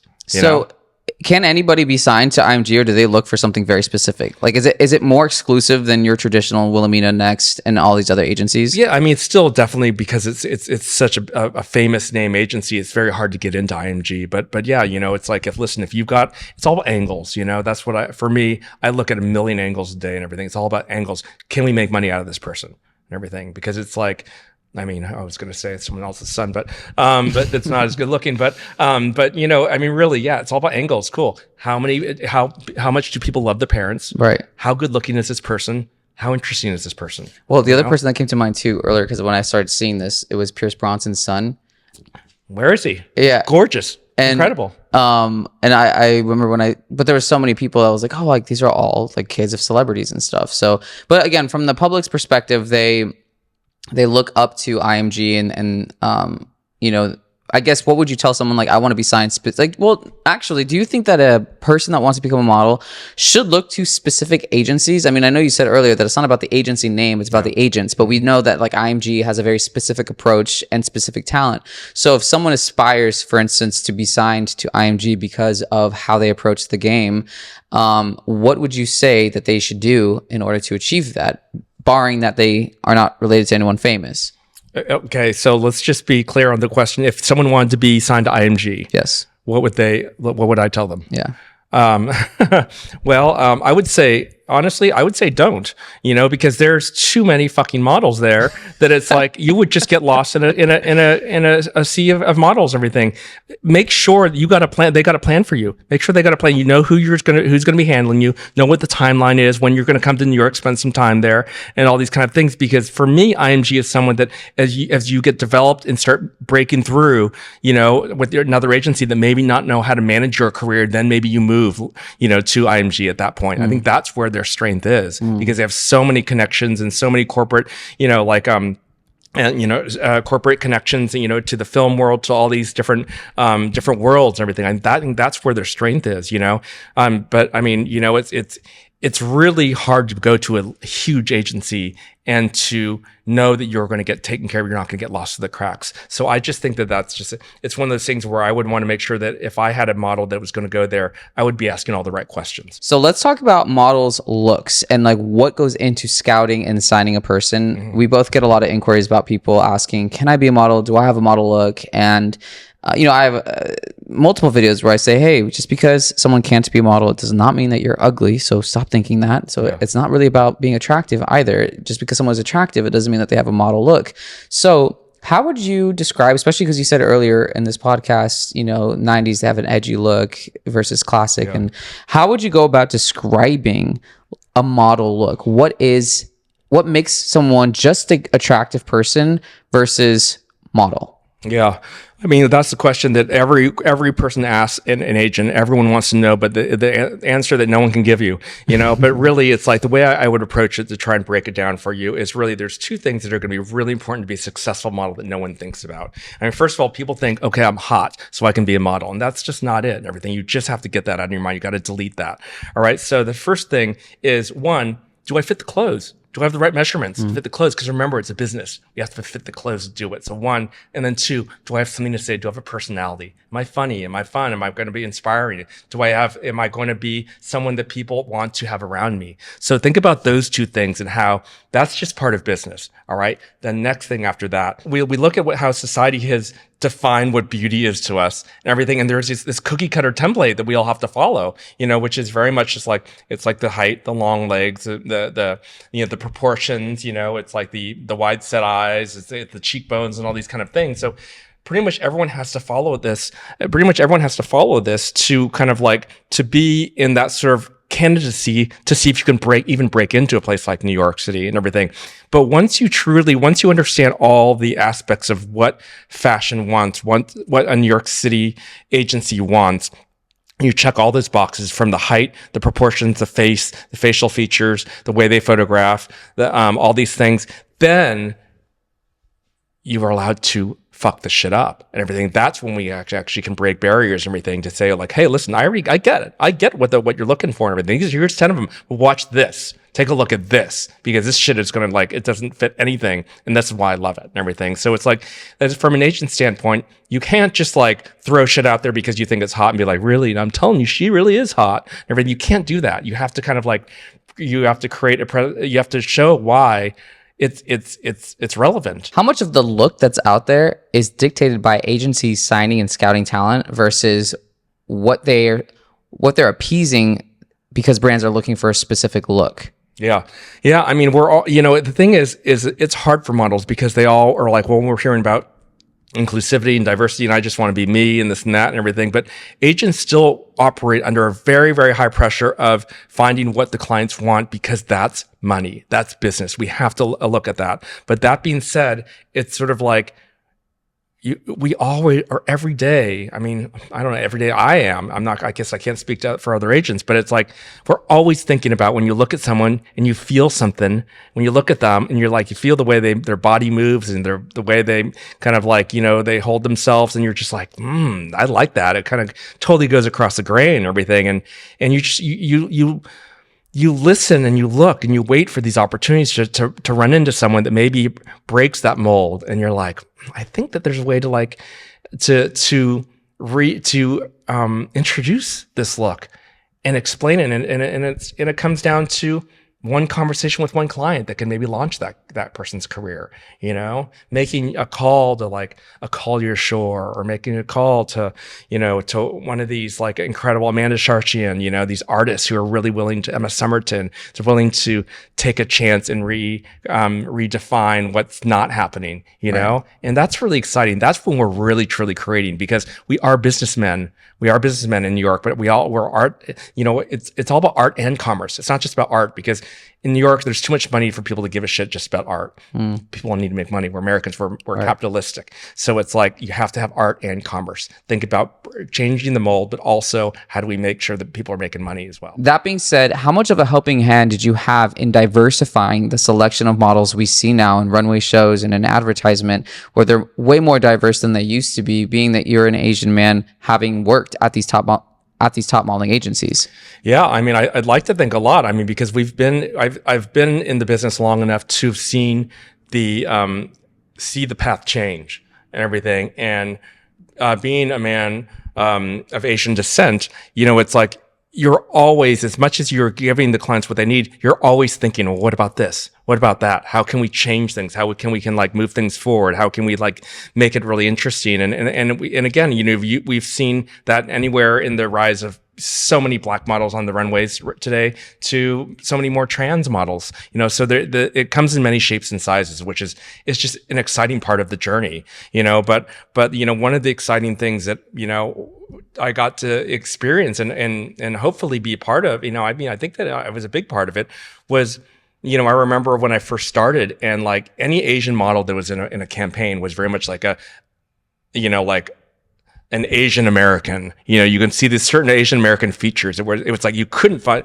God forbid you found, you brought in a model with slanty eyes. It was too Asian. It had to be more like a whitewash, kind of like an Asian. God forbid, it's like you could brought a black guy with too big of lips or whatever, because it had to be an African American that was kind of like more easily to digest, for these clients. It wasn't so imposing.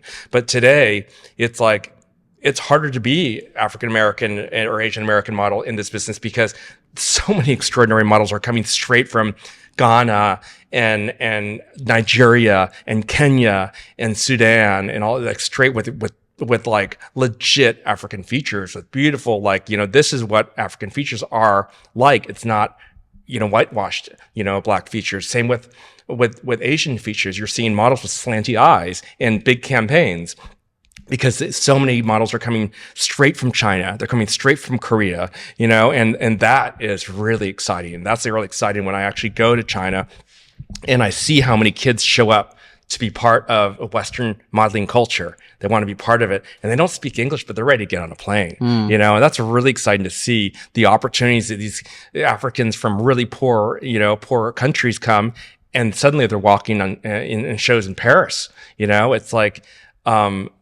that is really to watch the modeling community come full circle, where it is truly global beauty, from true Indian beauty to, Kazakhstani beauty. It's really, really fascinating. And that's where I think that I'm the most proud of, in watching the modeling community today. It is truly global beauty. It's not just how we dictated it through our American eyes. Right. Now, I think a lot of people, when they think about fashion and their experiences, especially as it pertains to, your appearance, your looks, and your ethnic background, that a lot of people experience racism in fashion. Do you think that is something that's more of like, okay, there are older people that continue to work in fashion that kind of have these antiquated ideas, and that's why we see a change, because a lot of these older businesses owned by older folk are being now led by younger people that have more of an open mindset? Or what do you think it is? Because I do know, like, when you're a model sign, you're going to these different shows all over different markets. It is brutal. It is hard. And sometimes they really do call out your features, your specific your distinctly ethnic features. And they feel like, oh, it's because I'm Asian, or because I'm black, or because I'm white. As an agent, how did you go about protecting your models from those types of experiences throughout their career? Yeah, that's a really hard thing to protect your talent, because you really try your best to get them to the right people that can make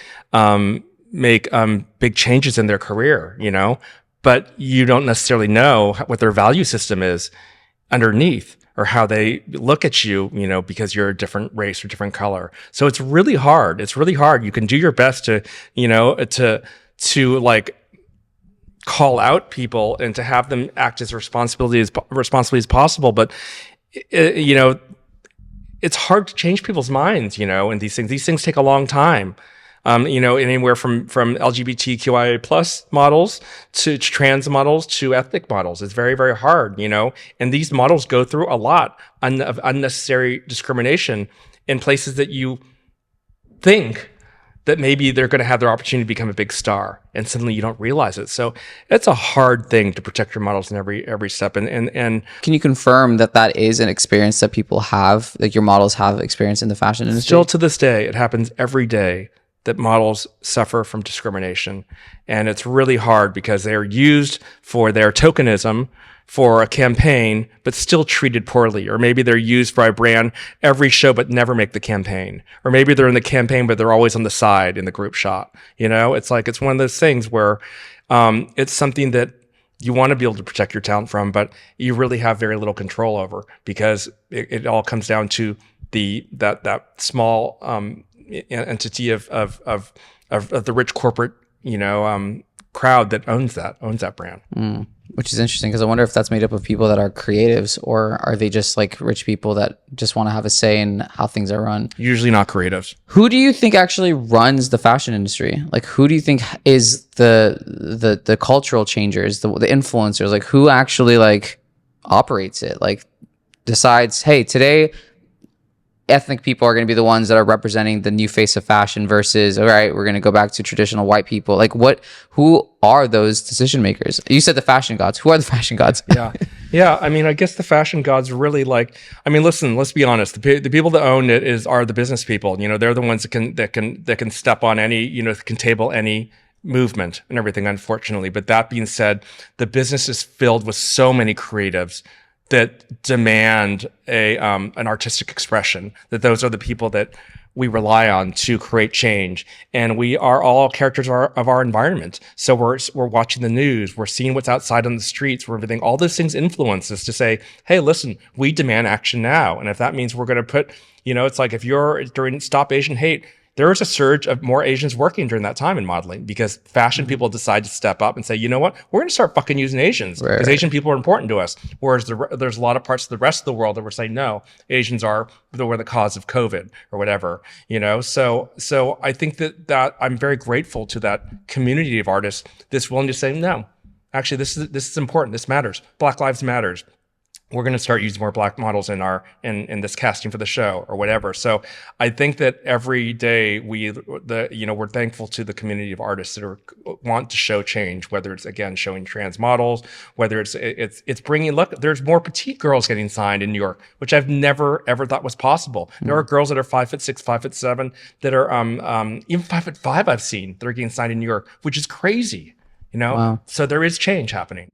If you were to go back to being an agent, what would you do differently now that you've had time to kind of like look at the industry and learned so much from the outside? Yeah, that's a really great question, Brandon. Because recently there's a very, very big agency that really wanted me, and they were just like, "What can we do to get you to come back?" And I told them, I said, "I'll tell you, but you're not going to pay for it." And everything. And they said, well, try us and everything. I said, well, if I were to come back, everything, you know what I would do? I would build a mental division. It would be like, it would be basically like all day long, I would sit with the models and build their fucking confidence, and I'd empower them and I'd make them feel really fucking strong people and everything, because we are finding these kids, these gorgeous, gorgeous creatures on the earth, and we're sending them out, we're shooting them out into the battlefield like rockets. And we're saying, bring us fame, bring us money back. But we're not slowing down to talk about who they are, what they're scared of, where they came from, where their power is, what their beauty's all about. And how do we expect them to beat out 50 other girls in that room if they don't even know their own power?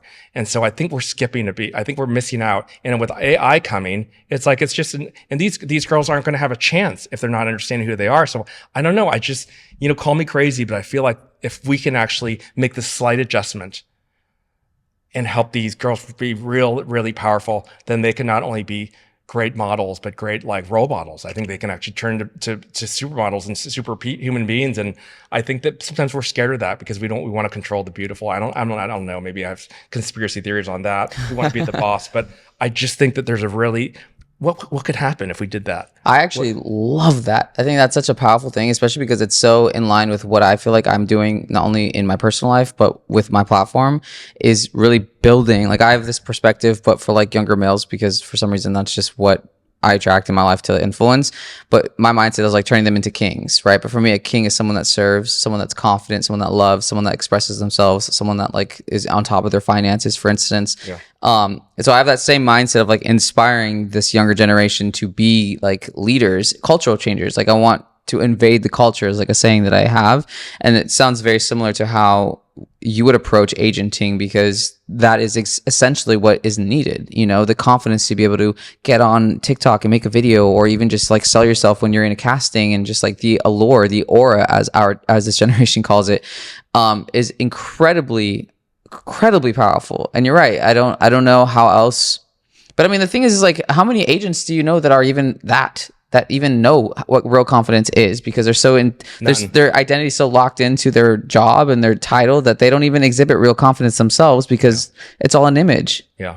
Yeah. And oftentimes the agents, because they hide in their power because they're out of insecurity, you know, me included. You know, I was very insecure. I went around with a big ego, you know, for many years and everything because of that and everything. But I think we deserve to look at things a little bit differently and see how we can like make adjustments to change the system. And I think we can create something really great there. You know, that's, and, you know, if agents aren't thinking about how to do that, then that's actually what I'm going to be trying to bring with the Supermodel Project, my nonprofit, is we're going to try and bring funding to create this, to give kids it ourselves. And I think that I think it's a worthy experiment. Right. So is the door open on being an agent again? I mean, it's possible, you know. I think that yeah, I guess it's open, but it would have to be really fucking great, great opportunity. I mean, really fucking great, because with the right people. Because it's not about the agency, it's about the team, right? The people, the team. Because it's like I cannot work for a team that leads in fear, and we cannot work with a team that is not united, because a team needs to be united. And I think in this day and age, which is so dog eat dog, it's so survival of the fittest, you have to be careful. You have to build your team carefully. And that's why I want to make sure these models out there in the world know that they've got support somewhere, because they're not getting a lot of answers from their agents. So listen, you know, if you can just talk to, you know, a guy like me and everything, you know, I'll try the best I can. Just randomly off the top of your head, red flags every model should be aware of when it comes to agents and submitting themselves and just the modeling community? Okay, the first thing is you should never, ever have to pay money to be signed with, promoted by, or be on the board of any agency. Never. If the board, if an agency's interested in you, they will sign you. Then they'll get you work, and then whatever they book you, they take a percentage. That's how they earn their money. That you should never be paying them on retainer or anything like that. Next red flag would be, listen, you know what? One thing that I don't like is if that contract is more than 3 years. All right. And that's a red flag, everything, because you have to think about that's a long time. So that, for me, if it's more than 3 years, that's definitely a red flag. If you're on an agency with multiple boards, you want to know what board you're on. All right. Because you might think, oh man, I just signed with Elite Model, but then you're like on like the showroom board or something like that. Not to say the showroom board is bad and everything, but it's just, you're not going to be getting Calvin Klein campaigns there. Okay. One thing that I've seen a lot in this business, which is just, I'm sorry, this is not the 90s anymore. You know, it's like agents trying to send you to like mansion parties and stuff like that. Everything. It's just gross and everything, or like to meet weird people and stuff like that. That's a huge red flag if you need to be going out late at night, that you know, to go to these kind of like parties. No, thank you.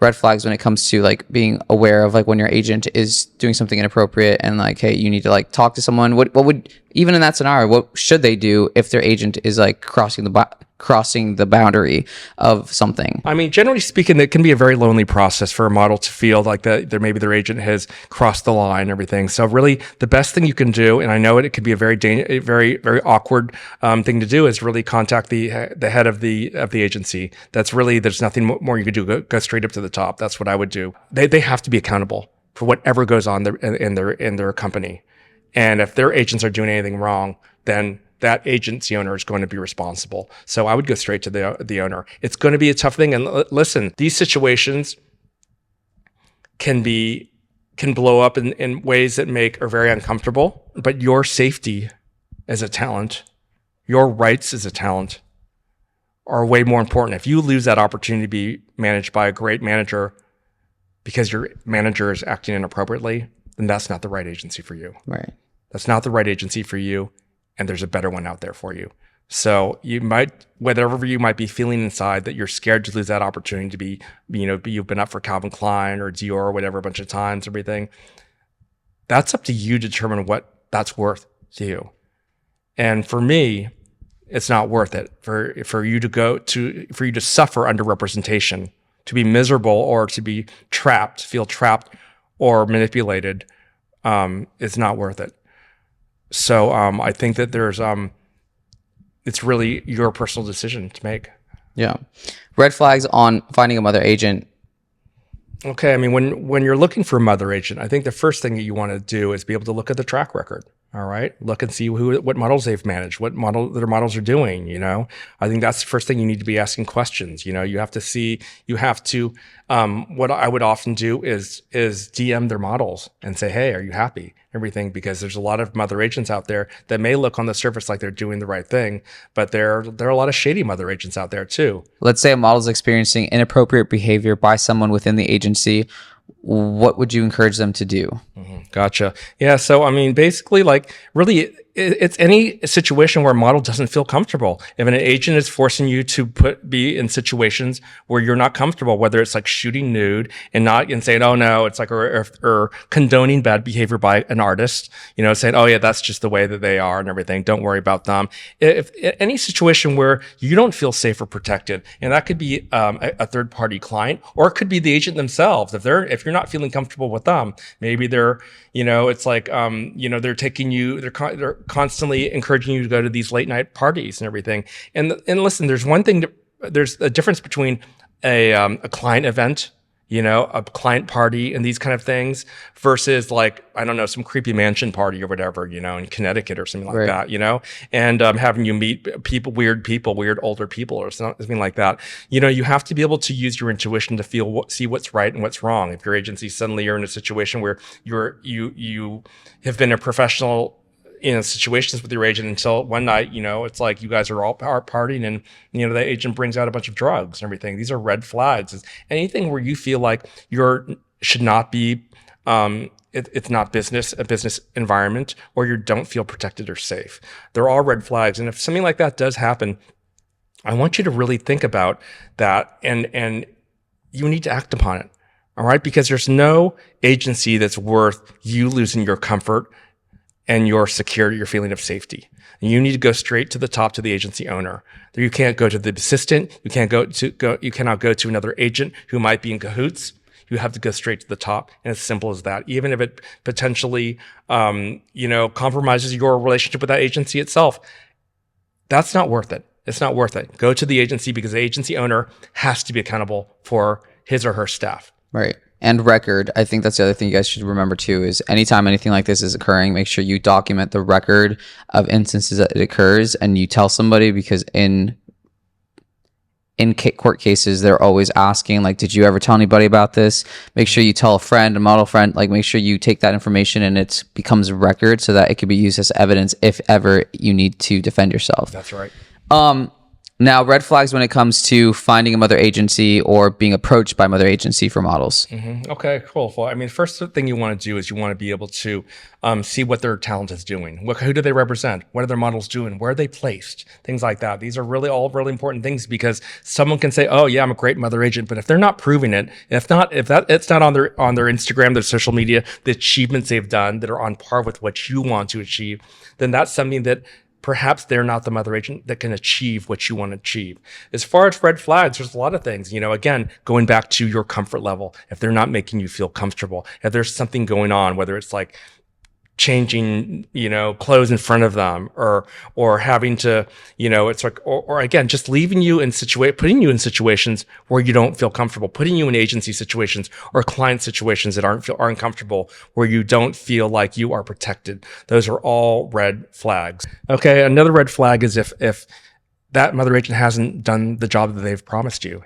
Perhaps they said they were going to place you within 6 months. Maybe perhaps they were going to start testing you, and that hasn't happened in 6 months. Perhaps they're not paying you. Maybe, and that goes for an agency as well. That's one of the biggest gripes models have with their managers or agencies is not getting paid. So if the agent has you under contract, but they're not fulfilling their part of the deal, that's a red flag. Perhaps they don't have the contacts to place you. Have a meeting and ask, get an honest perspective on what's going on, why you haven't been placed yet, why you haven't started testing yet. Really, when you enter a contractual situation with an agent, you expect, just like they expect you to be in shape, look your best, be personable, have a great social media. They also have boxes they need to check to fulfill their duties. What do you think about a model that's not signed, creating their own LLC as a mother agent, and then placing themselves under a pseudonym to a modeling agency to make that 10% cut from what the agency would make? Has it ever been done? And would that even work? Let's see. I think first of all, this is the 21st century. Anything can go. It's all about business. It's all about doing your own hustle and everything. 25 years ago when I was starting in Hollywood, there was a article about a woman, an actress who did the same thing. She was also her agent, and she would always call, and she became a very famous agent. But whenever people would ask her for lunches, she was like, "No, darling, I'm too busy." And and when she got exposed, there was a huge write-up on her. So anything's possible in that. But the thing that you have to worry about ultimately is that as much as this is a world that you can do that, I think it's also important to kind of you do it in transparency rather than deception, because the players in the business are very triggered by deception. They're very sensitive to that, and when they see that, you're out. They'll cut you out. They'll cut you out quick. And so the thing is, really, end of the day, I think that the thing that's fun about this world is that anything's possible. You've never heard of this scenario though? I've never heard of it in the modeling business, but I will say though is that if you want to get an agency's attention or a client's attention, it just really comes down to one thing. It's quality. Right. If you're fucking great, they'll take you. Yeah. It doesn't matter if you're like a fucking three-legged cat, or a man with 2 arms or for 3 arms. It's if you're a great product, you're going to get signed, and that's the thing that supersedes everything in what we do, is that people look for greatness. People look for how they're going to make money and how they're going to use you to get to where they want, to achieve their goals. Right. How to get to fame. That's it. Awesome. All right, Greg, thank you so much for coming on the show today. I appreciate your insight, all of the information. We probably tapped into like 5% of what you know, but thank you. I'm sure my audience is going to incredibly appreciate this podcast, especially models that are signed. Is there any last words that you would want to say, leave my audience with? What's your inspiring message of, what is your motto? Do you have a life motto? I don't know if it really comes down to a motto or anything, but I think the best thing you can do as a talent today, in a day like now, which in a post-pandemic world, in a place where it's like it's like the Wild West all over again with unlimited social media possibilities. I think that the best thing you can do is to understand who you are, to lean into it, and then once you figure that out, and scream it out loud. Scream it out loud and everything, because in this world we live in, it's all about being noticed. So how are you going to make your moment count? How are you going to make that count? There's too much competition out there. There's too many people that think that they're good enough, but they just sit on the sidelines. So, go for it. All right. Well, thank you so much again. I appreciate your time for coming on. Thanks for listening to today's show, and don't forget to hit that follow button to be in the loop when a new episode drops. Be sure to check out my model masterclass by visiting my website, brandonandrephoto.com, or by clicking the link in my bio on Instagram @thebrandonandre.